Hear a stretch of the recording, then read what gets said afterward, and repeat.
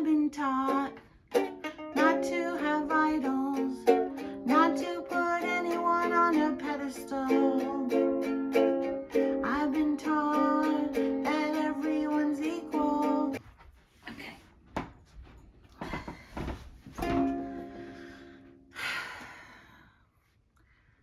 Mr. President Trump by Victoria Jackson.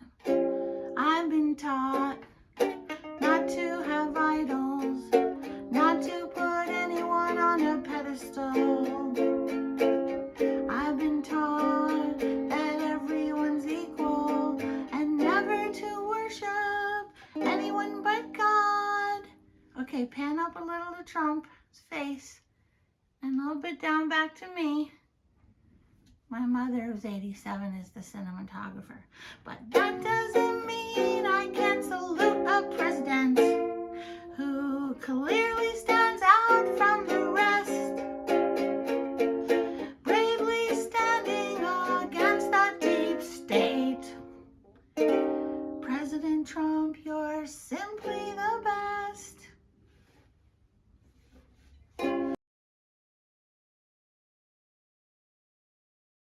She'll agree with me. My next guest is Victoria Jackson. Now, you may remember her as a Saturday Night Live alum. You may remember her as a poet, as Johnny Carson actually discovered her. She was actually doing poetry standing on her head, and that's how she was discovered. She's a singer, an actress, an author, but most importantly, especially for this conversation, she is a MAGA patriot. Let me just share with you, for those of you that are old enough, of course, to know about the Johnny Carson show. Let me share a little clip with you. Here it is. Victoria Jackson's here. Victoria Jackson's here. She's from Florida.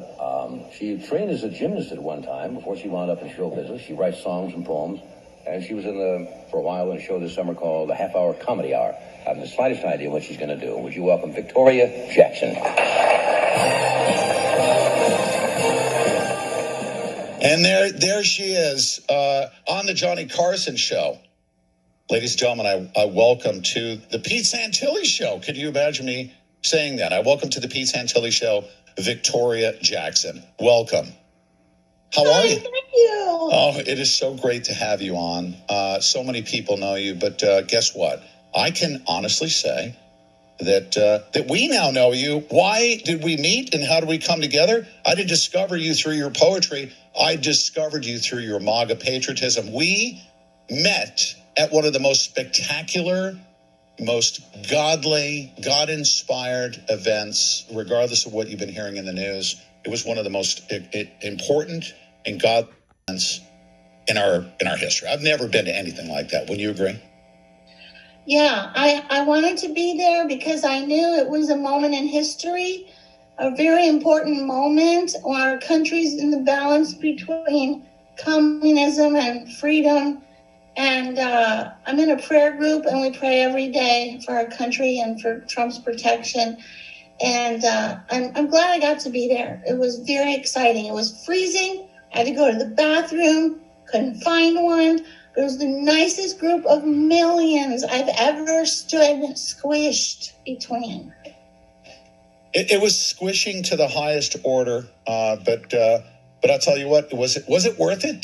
Did you, first of all, what was the most impactful thing to you when you were there? Was it the people that we were with? These are godly people we were with family members. It was so beautiful, wasn't it, to be with godly patriots like that? Yeah, like I was with like-minded people, like a million. Loving, freedom lovers, Bible reading, the greatest people. I ran into Tea Party friends from California. Mm-hmm. My phone, did your phone work? My phone wouldn't work, and no one I knew their phone wouldn't work. No. Yes. Our phones were completely out. Yeah. Right. So, did the government do that so we couldn't communicate or something? I think so, but it was actually a good thing because we had Antifa actually sprinkled in the crowd. Did you notice any of them? Any of the Antifa people? My friend, I saw the guy with horns in the middle of the street, and I thought, which side are you on? Because that looks like a Madonna satanic ritual abuse videos. And everyone was like my best friend for life because we're all on the same page. We're all frustrated. We're angry, but more frustrated, not angry, because there's a video of the Italian guy saying, here's the name of the guy who switched the Trump votes to Biden votes. Here is his affidavit. I, Professor Alfio D'Urso, lawyer of Via Vittorio Emanuele, Catania, do hereby provide the following affidavit of facts as conveyed in several meetings with the high-level Army Security Services official. Arturo Delia, former head of the IT department of Leonardo Espia, has been charged by the public prosecutor of Naples for technology, data manipulation and implantation of viruses in the main computers of Leonardo SPA in December 2020. Under instruction and direction of U.S. persons working from the U.S. Embassy in Rome, undertook the operation to switch data from the U.S. election of 3rd November 2020 from significant margin of victory from Donald Trump to Joe Biden in a number of states where Joe Biden was losing the vote totals. Defendant states that he was working in Pescara facility of Leonardo SPA and utilized military-grade cyber warfare encryption capabilities to transmit switched votes via military satellite of Fushino Tower to Frankfurt, Germany. The defendant swears that the data in some cases may have been switched to represent more than total voters registered. The defendant states he is willing to testify to all individuals and entities involved in the switching of votes from Donald Trump to Joe Biden when he shall be in total protection from himself and his family. Defendant states he has secured in an undisclosed location the backup of the original data and data switched upon instruction to provide evidence at court in this matter. I hereby declare and swear the above stated facts have been stated in my presence. Dated 6th November of January 2021 at Rome, Italy. Here is his name, and nobody will look at it. The courts won't look at it. The media, that stupid media right there, they're not playing the biggest story of the century. It makes you crazy. Almost crazy, but you have to admit it's kind of comical, isn't it? I mean, it really is. It kind of like the guy with the horns. You look like a walking satanic ritual. I mean, we're we're living in a cartoon right now. It's a cartoon. Yeah, are we? It's a cartoon, but it's a little bit scary because we don't have freedom of speech. And I just took it for granted. It started to disappear a couple of years ago. But, our own president can't talk to us. That's, so creepy. That's so communism. And Were you from Los Angeles? No, I'm from Miami. You're from Miami. I witnessed the influx of Cuba into my town, escaping communism. I heard their stories. I'm an expert on it. I read 1984 by George Orwell in 7th grade. And in 2010, I wrote this song called There's a Communist Living in the White House. It's on YouTube. And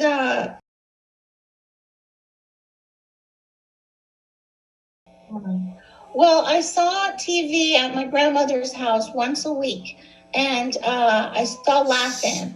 And it's interesting how powerful images are to children's empty, innocent brains.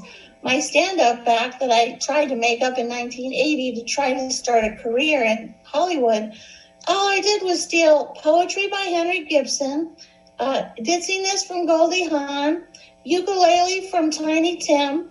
The handstand my father taught me because he was a gymnastics coach. And I thought no one else in Hollywood can hold it as long as me. But I I ripped off laughing. TV is so powerful. Okay, so my dad loved show business. He was in vaudeville. He was a Baptist deacon. Studied the Bible every day. Read it to us, studied it, Hebrew, Greek. We went to church 3 times a week, Baptist church. Sorry, I had a cold this week. Oh, that's okay. But I went to a private Christian school. My parents couldn't afford it, so my mom went back to her nursing job so we could afford it, because kids in the public school were starting to shoot each other. We lived in a ghetto neighborhood. It turned into a ghetto, Carroll City, Florida. And so I got great Bible training. I went to Florida Bible College for a year. What was I going to say? I'm distracted. Your home life. I want to talk about this because it has everything to do with which direction we're going here in the future. Yeah, it's the perfect American home. My dad said he didn't want to get a TV because he would be addicted to it. He said, I love show business. I would never get away from it. And number 2, he didn't want us to be in front of it. He wanted us to make straight A's and work out in the backyard. We had a gym in our backyard, even though we were poor. And then number 3, he said, television is brainwashing, immorality. He said that show called Love American Style is glorifying fornication and adultery. And he said the Love Boat is glorifying fornication and adultery. And so this is what I heard when I was 7 years old. And I have a very strong, clear sense of right and wrong and good and evil. And I'm super happy that I got raised in the Bible. I asked Jesus into my heart when I was 6. I have been following him, Jesus Christ, my whole life. He gives me confidence because I'm a child of the King. I have hope for eternity to be with him, not because I'm good, but because he died for my sins and rose from the dead. John 3:16, Ephesians 2:8-9, for by grace are you saved through faith, that not of yourselves, it is the gift of God, not of works, lest any man should boast. And, I know a lot of scripture by heart, and I have a lot of hope right now. I mean, I have fantasies that tomorrow, when Biden is putting his hand on the Bible, I have a fantasy that the military will come and arrest him, and Pelosi and the Clintons and the Obamas and all the evil people. We know all their names. I have a fantasy they will all be arrested and dragged off right in the middle of the inauguration. We can do this. We can fantasize. We can pray for such a thing, can't we? I pray for it. Now, let's say that it stays the same and we're still run by corrupt people. Let's say China doesn't take over tomorrow and kill all Christians, which I would be one of them, the first one. Same here, amen. Let's say that nothing changes. Guess what? My other fantasy is that Trump, because he has the financial means and the passion in his heart for freedom of speech, starts the Trump channel and the Trump Facebook and the Trump Twitter and the Trump Fox News, and we can have freedom of speech again. No, listen to this. Okay, now listen, you've been a mass communicator in media for all of your life, period. And is your bow too big, as they say, right? Did you write a book about that? Is my bow too big? Or I remember seeing that. My bows are little today. They're little today. But my Trump flag is big. Picture this. Could you imagine 2 things? Joe Biden goes on and does a pre-inauguration thing, and he literally has 1,000 people, okay? 1,000 people. Right now we have, hold on, I'll tell you. Right now, there's at least 6,000 people on our live stream right now across the board. Listen, you right now are talking to more people than Joe Biden did when he did his pre-inauguration thing. President Trump, what would happen? This is the truth. What would happen if President Trump lit up Trump TV? There'd be 1 billion people on that thing, like all at once. All right. Now, I know you're a true blue, red, white, and blue MAGA patriot, and I know you're not going to turn your back on President Trump. Neither am I. But how do we handle this thing knowing full well that President Trump knows about all this? He does know about all of it. And what if tomorrow he just walks away and our fantasies don't come true, and next thing you know we're eating egg drop soup tomorrow afternoon, looking at fortune cookies. No, he's not going to stop fighting for truth and justice, and I pray for his protection and his family. I think his children are going to carry on the passionate fight for truth and justice. And 75 million of us Americans are. First of all, prayer. God can do anything. Luke 1:37, for with God nothing shall be impossible. Number two, we have to educate our neighbors who are stupid, who are uninformed. Let's be nice, uninformed. And I try to educate them with my little show, the Vicki, Wicki, Wacky Jackson show, where I sing songs and just be myself, but I insert Bible verses and truth about, the government corruption, election fraud.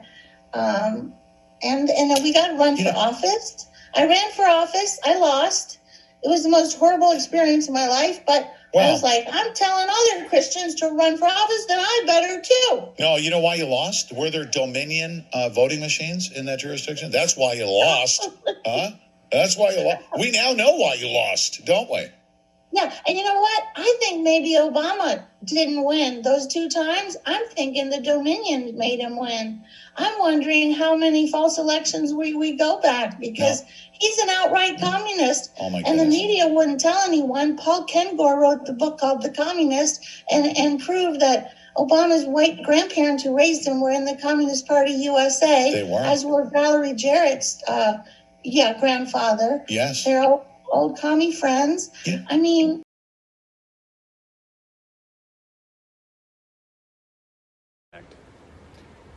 hey everybody, this is Bill Huizenga, obviously in Washington, not in West Michigan, hoping to head back home this afternoon. But I gotta tell you, I'm gonna be walking in for our last vote here momentarily, and I am just flabbergasted that my Democrat colleagues are going to be voting affirmative on this bill, and here's one of the reasons why. This is the state of play, where not only are we going into debt for our own country, we're now going to be going into debt for other countries. And I'm gonna. And this is kind of a little awkward, but I'm gonna read a statement that I had intended to read on the House floor, but the Democrat majority limited our time this morning of 1 minute, and so I wasn't able to get that done. So I'm going to do it here with you now, and then we're going to talk a little bit about this. So here's my statement that I intend on the House floor. I rise in opposition to the partisan bill we have been debating the past couple of days. Under language inserted at the Rules Committee, the U.S. would direct the International Monetary Fund, the IMF, to lavish $3 trillion on countries around the world. This is a permanent, no-strings-attached liquidity for foreign governments. The Democrats' bill would therefore send at least $20 billion to the world's foremost state sponsor of terrorism, Iran. It means at least $17 billion for the Assad regime in Syria. There's also more than $170 billion for the Chinese Communist Party as it takes over Hong Kong and builds internment camps, and another $75 billion for Russia. Meanwhile, an amendment I offered to prevent Americans' banks from financing Iranians who have been sanctioned for terrorism and human rights abuses wasn't even made in order by the Rules Committee. Strange priorities from the Democrats. It's obscene to attach billions of dollars for China, Russia, and state sponsors of terrorism to legislation that funds our military. I urge a no vote on this bill, and I'm going to be voting no. And this is to fund our military, and we are going to be directing the IMF, which, by the way, I had jurisdiction over at one point when I chaired one of the subcommittees on financial services. It was called the Monetary Policy and Trade Subcommittee. And so I'm very familiar with the IMF, very familiar with the good work it does, and very familiar with the bad work that it does. And I'm telling you, directing them to go spend $3 trillion on countries like China and Syria and Russia is lunacy. It's completely nuts. So this is a problem. We have to deal with it. I hope the Senate. I don't have great expectations out of Michigan's 2 senators, but I'm hoping that someone in the Senate realizes how foolish this is and what we would be doing if we moved ahead with this. And so again, no hearing in the committee. It got inserted in at the Rules Committee. My amendment that wouldn't allow American banks and therefore our deposits as American taxpayers be used to fund Iranian terrorists was rejected. They wouldn't even take up my amendment. Yet they slid in a directive for $3 trillion. It feels like a jillion. $3 trillion of support for countries around the world when we can't even get an agreement here in the House and the Senate about what we're going to do with the extension of unemployment or any of the other spending that we're doing. So anyway, time to take a breath. But I just hope that I just hope that cooler heads prevail over in the Senate, and that they do not go in this direction. So, well, I'm getting ready to, sorry, it just dropped. I'm getting ready to walk on the House floor with my Zealand-made Primera Plastics face shield. My friend Noel Cuellar and his great team over there pivoted from making automotive parts to face shields. And so I'm wearing that on the House floor. But so, hey, everybody, I hope you have a good weekend. Enjoy a little time out in West Michigan, but just keep praying for our country, keep praying for our government, because we need it. We'll talk to you soon. I've been taught not to have idols, not to put anyone on a pedestal. I've been taught that everyone's equal and never to worship anyone but God. Okay, pan up a little to Trump's face and a little bit down back to me. My mother, who's 87, is the cinematographer. But that doesn't mean I can't salute a president who clearly stands out from the rest, bravely standing against the deep state. President Trump, you're simply the best. We miss seeing you on TV. You made us feel safe and made us smile. You weren't a hypocrite. You did everything you said you would. You had your own style. Oh, Melania had class, and you had your own style. That doesn't mean I can't salute a president who clearly stands out from the rest, bravely standing against the deep state. President Trump, you're simply the best. Verse 3. Okay, show him a little bit. Now show me a little bit. We know you won the election. The courts are so evil they won't even look at the evidence. Bribes and threats and secrets and lies will soon be revealed. Luke 8:17. There's nothing hidden that won't be revealed.